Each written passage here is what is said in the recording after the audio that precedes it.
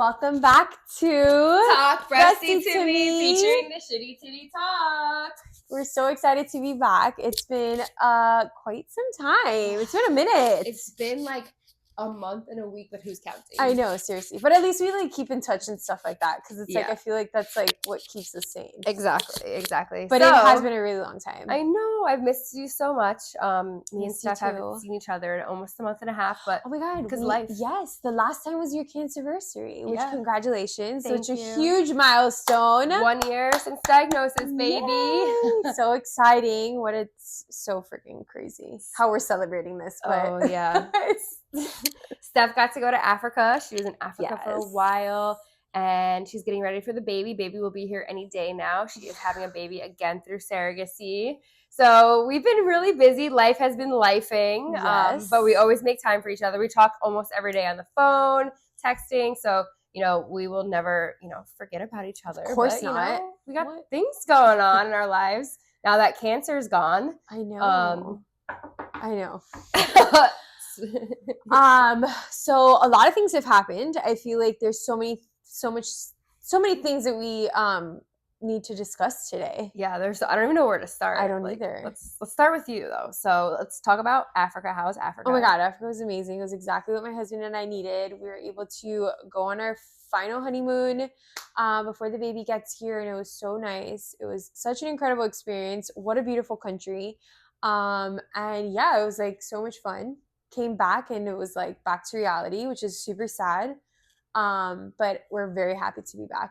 Awesome. Let's talk about travel now though, because being that you traveling after cancer, there are certain things that we have to prepare ourselves for. And a lot of things that people didn't tell me. And I think it's something that like we just all have to go through. And I think this is why it's really incredible to have the breast cancer community and our breasties and like friends who have gone through it in the past and in the future. And I mean, for the breast cancer patients in the future. But like, yeah, travel's huge. And a lot of people don't, talk about it. And yeah, what questions do you have? So I was going to say, after you have lymph nodes removed or radiation, your lymph system, your immune system, and the way that your body drains becomes a little out of whack. Mm-hmm. So a lot of people don't know this, but you're supposed to wear a compression sleeve to prevent lymphedema. Yeah. So lymphedema is basically when, one side of your arms just get really swollen and, chunky and you feel fat. It. Yeah, it retains water. It hurts. Yeah, it's not very fun, but a lot of doctors don't talk about that. So one of the ways to prevent getting lymphedema is to wear a compression sleeve when you fly in airplanes, because the altitude kind of messes with our bodies a little bit. So that's one thing. When I went to Texas last week, and that was one thing I was like, I'm wearing a sleeve because I do not want lymphedema. Yeah. Is there anything else? It's definitely a topic that like wasn't discussed. And I remember going through surgery and stuff like that, and like me having to travel to Boston and not knowing that I had to, you definitely feel the difference when you obviously don't wear a compression sleeve and you're at higher risk for lymphedema, like you said. But at least for me, so I'm on tamoxifen, unfortunately, but I will be back on anastrozole soon. But tamoxifen, there's a high risk for DVT, which is a deep vein thrombosis, which is like huge too. And so I had to take an aspirin every single time I go onto an airplane. I have to wear my compression sleeves, and then if it's longer than 3 hours, I have to wear compression stockings, which is something that like nobody told me, and I've learned through friends and stuff, and then like have gone back to my doctor and told him like, are these things that I should be doing? And he was like, absolutely. What's a compression like? Why? So like the compression socks, it's the same exact as like the compression sleeve, but it's like it's for your legs. So basically, like if you were to get a DVT, it would be primarily like in your calves and stuff. Gotcha. And so I'm trying to like speak on a term dumb where it like down people for understand, people like me. But yeah, and you're at higher risk for developing one, and those, that can turn into a big deal. Okay, so if you're on tamoxifen, what about anastrozole? Is it the same as tamoxifen? So I'm not sure. Okay. I always take an aspirin before going on a trip. But because just prevent. We've Not gone because through your husband's giving you a chemotherapy. headache. Yeah. Like we've been through chemotherapy, we've gone through radiation. Not that like one has to do with the other, but like it's always good to take an aspirin before going onto an airplane. So I just do Gotcha. it. Okay. So before you go on a plane, you take an aspirin, you put your compression stockings on. Yeah. Do you wear 2 sleeves or do you wear 1 sleeve? I just wear one on one side. Because you had lymph nodes removed on one side. Just on one side. Gotcha. Yes, correct. And one thing that I also didn't know, but I learned through MCI's like specialist in the stockings is like you have to keep it on an hour before and an hour after. Oh, I didn't know that. Yeah. I took it off right away because I was sweating. Yeah, well, so that's another problem that happens. You sweat and then you're uncomfortable because it's like really hot in a plane and then you're, it's so uncomfortable and then it's like really tight. But yeah, so for it to be effective and again, quote me if I'm wrong. I could be wrong, but this is what like the specialist had informed me and I was like, wow, I didn't know that. Like the minute I get off of the plane, like I usually just like take it off. Too. And he's like for a better outcome, you keep it on an hour or two before and an hour or two after. Okay. Yeah. So that's like what I want to talk about because like I actually just saw a lymphedema specialist like a week and a half ago. Okay. He was referred to me from our hospital and they tested me, did a bunch of different things, and I don't have lymphedema right now, but we did discuss a lot of things on how to prevent lymphedema. So the first one was with the travel. If you're traveling, make sure you wear a compression sleeve, and you want to make sure that it is one that's tight enough and it's going to fit you. Yeah, you need to measure your circumference. Yeah. Because if it's one that you get on Amazon, you're not going to get the same, you won't know. Outcome. Yeah. Yeah. So, there's places that they sent me that you can go and get measured. And then another thing that I learned, I actually learned this from another woman, that when you get your nails done, you're not supposed to get your cuticles cut or anything that can cause infections on your side of the body. I didn't think about that, but that's actually very true. Yep. So the doctor told me, if you go to nail salons, don't get your cuticles cut because when you cut your cuticles, you have a higher risk of getting infection. Infection is what causes the lymphedema.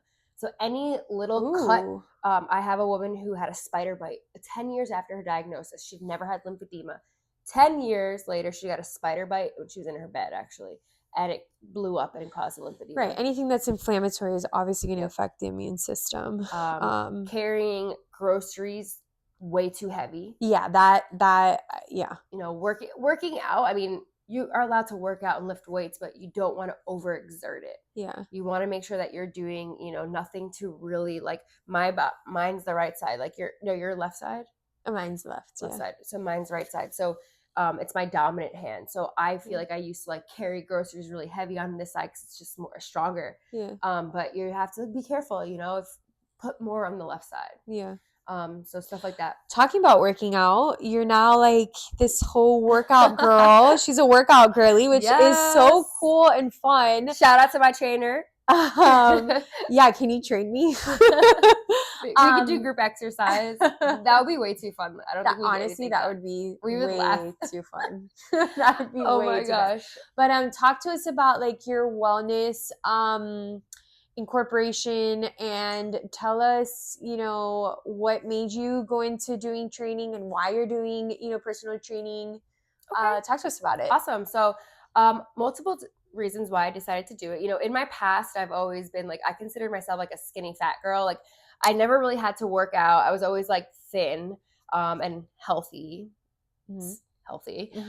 So I never really like was into fitness like that. I was active, but nothing like crazy. And, from all my research, reading books, articles, just being in this cancer community for the past year and talking to a lot of doctors, I realized that working out, which causes oxidation, which can fight cancer cells and, keep you healthy overall.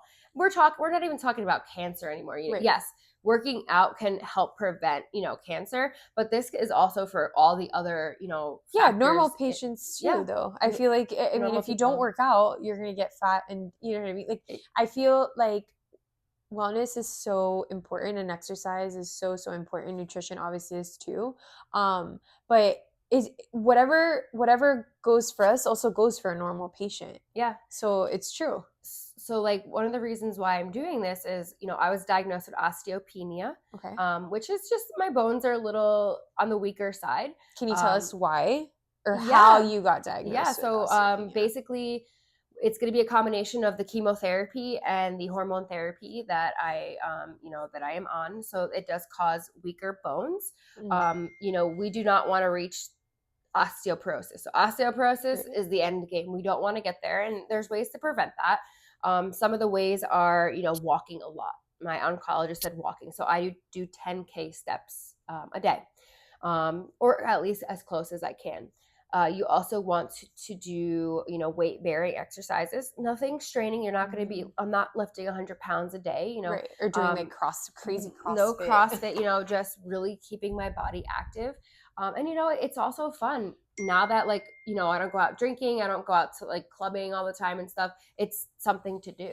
Right. But overall, you know, fitness is going to be very important to live a longer life. And but also, you know, I feel like for your mental health too. Mental health, yeah. I mean, I feel like my body looks great too. You know, which is so that's amazing. Well, hormone therapy causes weight gain. Almost every single person that I know has. Yeah, that's clinical. Like that's like research. That's clinical. It is. Yeah. So I don't want to get to that point. So I feel as though if I changed my diet, we'll get into that. Working out and walking the 10K steps, I feel like my body's in better shape than it was before cancer. And it's supposed to be opposite. Right. Quite frankly. Yeah. Quite frankly, most people that I'm friends with, you know, quote unquote, they have told me they have gained a lot of weight. I think all my friends are beautiful and they look gorgeous, but it is 95% of my friends have gained weight on the hormone therapy. Right. So, you know, I was like, let me try. I did too, though. I actually gained weight. Remember, I had spoken to you about like my weight gain and stuff like that. And like, there was nothing, I was working out, I was eating healthy, and it was something that was just like inevitable, you know, and it sucked and it was awful. But I definitely do feel like you fluctuate in weight when you're on hormone therapy, and you go up and you go down. And that's why like I've incorporated fasting, and I think it's been great. But it's like so interesting to see how like everybody's body's different and how like different diets fit people. Yeah. So it's super cool. I've come up with my own little diet that I've been helping a lot of people with. And I know some of my friends, they're sick of my shit, but you know, I just want the best. Hard. Yeah, I want the best for everybody. And you know, if I'm seeing someone eating something so bad, I have to bite my tongue. Yeah. But like, if my friends ask me, hey, is this bad? Is this good? Is this bad? Like, I will tell them the truth. Yeah. But you know, I think that just like working out overall, I think it also helps with hot flashes too. I think. Really? Yeah, that's what I've heard. It, you know, working out, drinking tons of water, no alcohol, that really helps with the hot flashes. And I'm going to be so freaking honest. Like, I feel amazing. That's great. Like right now I have a cold, obviously. Yeah. I just traveled. But like my hot flashes, yeah, they come and go. Like they're not like, it doesn't affect my life. Right. Like I don't base my life anymore on hot flashes. Like that's at great. Night, I'll have one once in a while here and there, but I think it's because I changed my diet. I'm active now. I think I've found, you know, the key what works to it. For you. It works for me. Yeah. Might not work for you. Right. Exactly. But I think I found, you know, your niche. My niche. Yeah. I'm proud of you. That's awesome.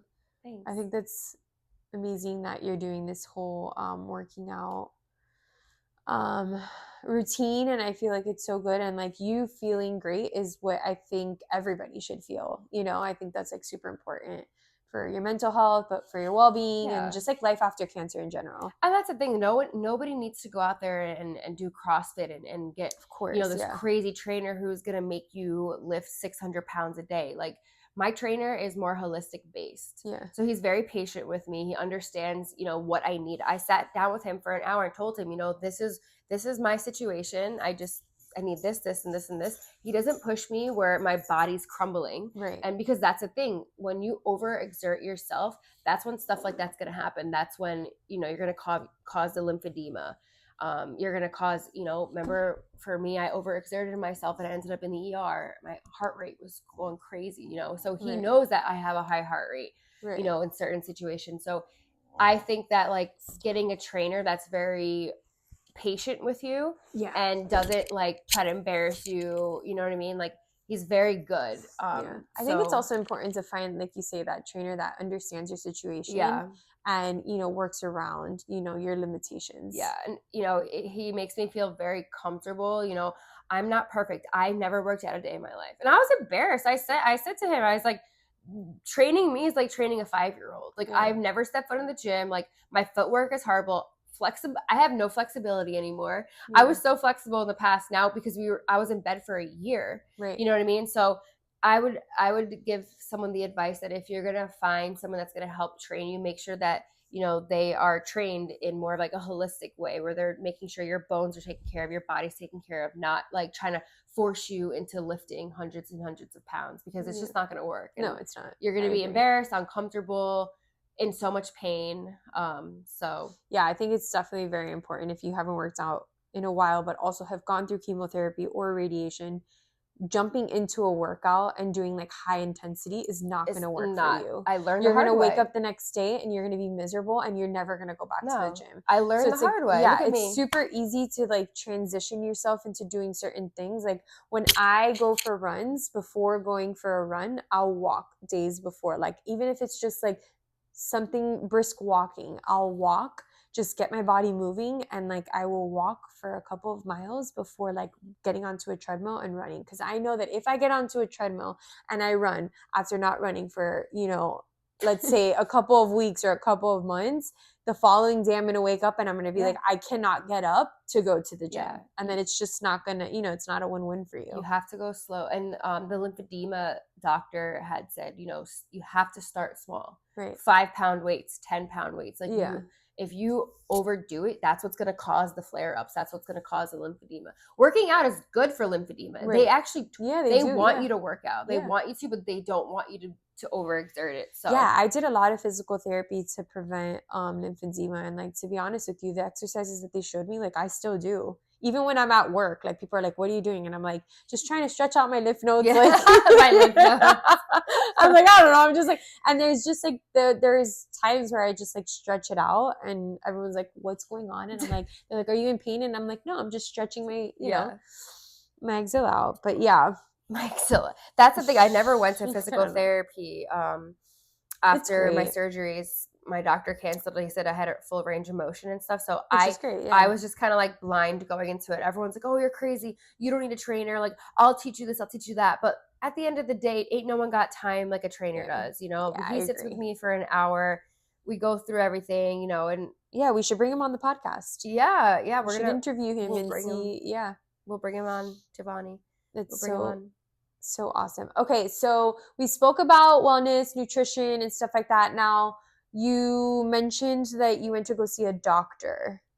I saw an integrative doctor. Cool. Integrative oncologist. So tell us about that. Okay, so an integrative oncologist is basically an oncologist that helps patients with more of like a holistic approach. So this specific woman, it was actually a breast oncologist in her past. She still is like certified and stuff, but the hospital made her choose. You can either do an integrative oncologist or you can be a breast oncologist, good old-fashioned oncologist. And she chose integrative. So she only takes patients that are looking for more of a holistic approach. So she's awesome. I mean, I would highly, highly, highly recommend everybody seeing an integrative doctor, because you could do a combination like I do, a conventional with integrative. Like there's no wrong in that.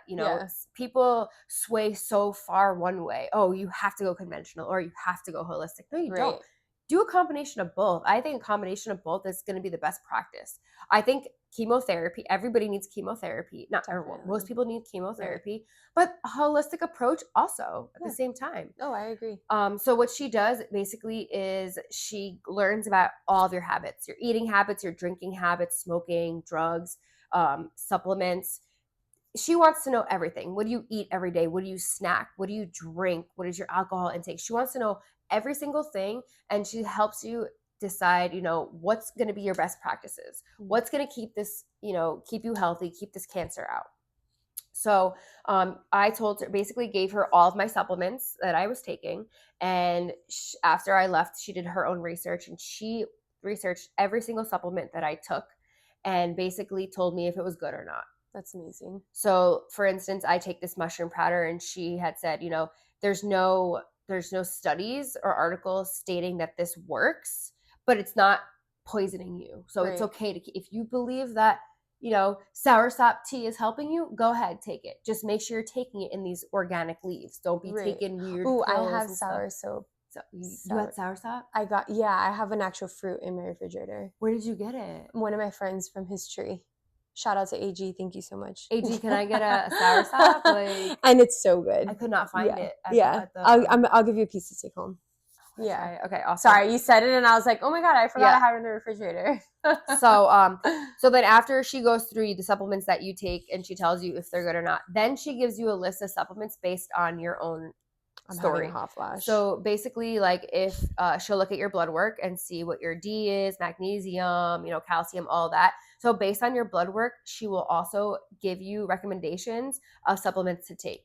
And then she'll list out which ones are good for you. So there are tons of like CVS brands that are not very good. They have additives and stuff. So she'll give you the ones that on research-based websites that she uses, which ones are good or not. And then that also goes for supplements. So like for working out, like protein powders and creatine and all that. Yeah, because a lot of protein powders have things that are like not good for your body. Tons. Like all this stuff is not that good for you. So there's ones and it's like what you say, like if you don't know how to pronounce it, don't put it into your body. Exactly. It's like, and when you told me that, I was like, that's actually so true. And like I haven't always looked at my ingredients, but like obviously after cancer, like I'm very, very adamant about making sure that like they're the oils and like, like I'm like very, very cautious in what I put into my body. And now it's like, oh my God, if I can't pronounce this, I'm like, I'm not gonna put this in my pantry. That's for me, the rule of thumb is if you cannot pronounce it, chances are 99% chance it's not good for you. Yeah. There's like some random words that I've seen that I'm like, oh, that's like citric acid. Like, that's probably bad. But it's actually it's not bad. Yeah. So once you get to learn all the words, like once I downloaded like those apps that you can scan your food and see, once you start learning all that, it comes a little bit easier. But basically, if you're reading the ingredients and you know what each ingredient is, like cauliflower, cinnamon powder, if you know, okay, those are raw ingredients, this is fine for me. Yeah. It takes a little while to like learn. Yeah. That's awesome. I'm so happy that like you had a great experience. I think it's super important. And if anybody's in Miami and wants to know the doctor, the integrative doctor that Crystal went to, please DM us. I feel like you'd be more than happy to share her. Of course. Yeah. I mean, she had a long, wait. But even if, she's not available, I'm sure the other cancer hospitals will, do the referrals. Highly recommend then. Yeah. I'm gonna book my appointment. 100%. Because get this, like, I feel great. I look great. Everything's feeling good. And they took my blood, and I have high magnesium, high calcium, and high potassium. And why do you think? I think because I'm probably eating way too healthy, and I'm also supplementing. I take supplements too. Right. So that's the thing. You might, just like when we have cancer, you feel good, you look good, everything's good, but inside your body, you're not doing well. Right. So my integrative, oncologist believes that your magnesium and your D3 are ones that are super important, imperative to fight cancer. Or, she believes that people who have low magnesium and low D3 are the ones more susceptible to cancer, in her opinion. She says if you do blood work, two that she looks at the most are magnesium and the D. Interesting. So that was interesting because I've never had that taken before. Yeah. I should probably do that. 100%. Yeah. Because the doctors don't usually do that on a blood panel. So when you get your blood work, it's usually the basics. No, it's CBC, CMP. Yeah. Metabolic and all that. Yeah. And I have to do liver enzymes, but the extras they don't do. So when she said that, I did some research. I was like, wow, magnesium is really important. Yeah. And I mean, like I drink magnesium. I don't do the magnesium girl like tea before going to bed, but like I'll do from Symbiotica. Like I have like the magnesium, whatever. I don't know how to pronounce that second word, but I have that tea before going to bed. Yeah. And like I've like made a twist to it. Like I put cinnamon and I put like bee pollen in it, which also, did the doctor tell you anything about bee pollen? No, I never brought bee pollen up. I'm gonna bring that up. Yeah. See if it's good. Yeah. That's the thing. Like she referred to do all these the magnesium powder before bed and stuff. But then when I got my blood test back, that my magnesium was high. Yeah. So I'm getting my magnesium from my foods. Right. So because I'm eating so darn healthy, I'm like almost like over. You don't need I'm the like, supplements. yeah, like I'm basically like overdoing Yeah. it when I No, but add that's good to know supplements. because, like, remember I had told you that I can't have calcium, so it's like nice to know that like the foods are, you know, incorporated. It's like that's what I do. I eat a lot of spinach and I drink milk in the morning, Yeah. which I know dairy is not good for you, but it's like I need to supplement some type of calcium in my diet. Well, it's not that milk's not good for you. You just have to make sure you're drinking it with like organic grass. Yeah, so I'm doing grass fed. No Yeah. sugar. You know what I mean? Like you're gonna see. I'm gonna show you when we're down here. The doctor gave me a pyramid, and it's like more of like a Mediterranean type of diet. And there's milk and there's cheese and stuff. Yeah. In there. So some doctors believe you should have it. Yeah, I think I mean, to a certain extent. I feel like everything with moderation. Yeah, I think so. So yeah, I mean, you know, I'll talk a little bit more about that. But let's talk about the baby's coming. So again, Steph is having a baby through surrogacy. Yes, and we're so excited. We're just like dying for her to come. I can't wait to like just hold her in my arms. It's gonna be a cool process, and I say cool, but it's going to be a very different process, and I'm actually very excited to share, you know, like how it goes, when it goes, and you know the whole situation of what happens when you go through surrogacy and someone else delivers your baby. But we're super lucky. Our surrogate is like the most amazing human, and she's been absolutely incredible. And she's just as excited as we are. She's like so excited to be able to, you know, provide this for us. And we're like super blessed and super grateful for her. And she's really cute. She's my age, and like I feel like she's more of my friend than she is, you know, anything else. So it's fun. And she also looks at our TikToks. So she does? Yeah. Oh my god. It actually like came up on her For You page, and she was like, you and your friend are so cute. And I was like, we talk about surrogacy all the time. And she's like, continue talking about it. So she's very, very sweet, and I'm very grateful for her. And just very excited to share the experience with you guys, and hopefully be able to answer and like help anybody that goes through it. Yeah, so once the baby's, are you going to be in like the room watching the baby be delivered, or like? Yeah, so after all that, once you're settled down and we have time to podcast, we'll talk about what it's like when I sleep. When you sleep. When I come over and I steal the baby, and you could talk to the camera and tell everybody, you know, what it was like, your experience. Yeah, it's gonna be very exciting. Was it crazy? Was it sad, scary? Like, no, what was it like? I think it's gonna be a great experience. I feel like when you have the right people on your side, that's what makes it, you know, a great experience. And I know that we have the right people on our side. And you don't got to get no pain. I know, my vagina's not going to hurt. Your vagina's going to look great. You're not going to have any, like, what's that, things in your back. Back pains? No, that thing. Epidural? Epidurals. Yeah. No bloody I know, but you know what? It's crazy, though, because as much as, like, I'm very grateful, and like, it's like the one thing in my life that I can brag about, because I mean, what else is there to brag about when it comes to like my situation? You know what I mean? Like with my diagnosis and stuff, it's the one thing that I'm able to brag about. But also, like, kudos to all the women who do it, because it truly is the most incredible gift that women have, to be able to carry a baby and see the transformation of, you know, their bodies. And I think it's absolutely beautiful, but it's just not for me. And I hats off to my surrogate for doing it for me. So I'm like, kudos to her and to her family, and I'm very, very grateful. And she got paid. She's a rock star. So. She's a rock star. She'll be going on a trip or something with that money. As she should. She carried my baby for 8 months. So hopefully just 8 months and the baby comes soon, but we'll see. Oh my goodness. So yeah, it's gonna be very interesting, but it'll be so fun to talk about once it's like, you know, the right time to talk about it. And I can't wait for this one to be a big brother. Oh my god. He's gonna be so jelly. Yeah.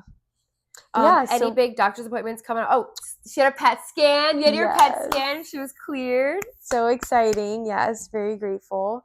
No, so I have an echocardiogram tomorrow, which is routine. And then I see the doctor, my medical oncologist. I now see him every 6 months, 3 months, 3 months. I don't remember. And so I'll see him in July. Awesome. Yeah. So and then I don't even know what to talk to him about because I'm like, what are we going to talk You're about? doing amazing. You are doing great, so sweetie. I'm so grateful. So yeah, that's pretty much it. Awesome. Yeah. What about you? Nothing big. I did everything. I'm going to see the plastic surgeon in August. Yeah, I definitely need to get that. Capsular contracture. So we got a little hard titty. So probably going for one more surgery. Let's compare whose is harder. Yeah, definitely mine. So we're gonna go in and see if we could just fix things up a little bit.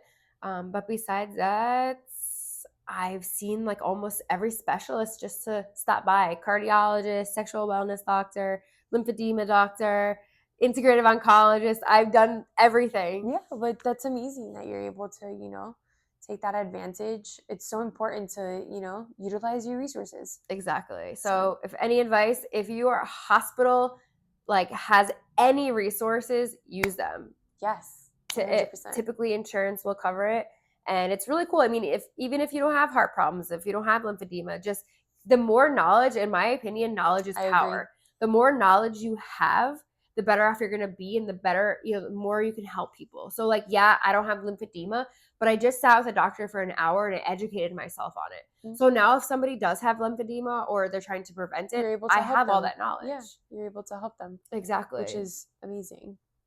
I saw an integrative oncologist. Did I need an integrative oncologist? No. Do I think everybody should have one? Yes. I think it's good to see different sides of things. So if somebody, calls me, hey, Crystal, unfortunately, I can't afford an integrative oncologist. Can you give me some advice? Yeah. Oh, definitely. I took notes. I got my papers. Like, let's talk about how turmeric is not good for someone on tamoxifen, which is, one that we talked about. So, I feel like the more education I have, the better off I am.